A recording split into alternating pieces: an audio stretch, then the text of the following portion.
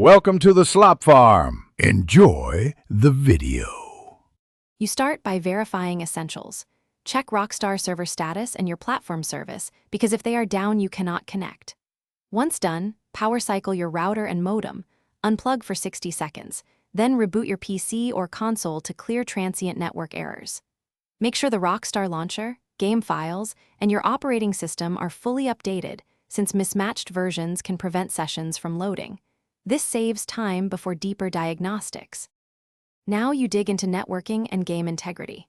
Clear the Rockstar launcher cache and console system, cache to remove corrupted temp files, then disable VPNs or proxies that route traffic inconsistently. Change NAT to open or moderate on your router. This improves peer discovery and session joins. After that, verify game files via the launcher or platform client, and only re-download damaged files or perform a lightweight reinstall. Finally, open required Rockstar ports on your router and allow the game through your firewall, because blocked ports often block loading. If issues persist, test with a new system user or a clean game session to isolate profile corruption. As a last resort, back up your saved data, then perform a full reinstall of the game and launcher to eliminate persistent file issues.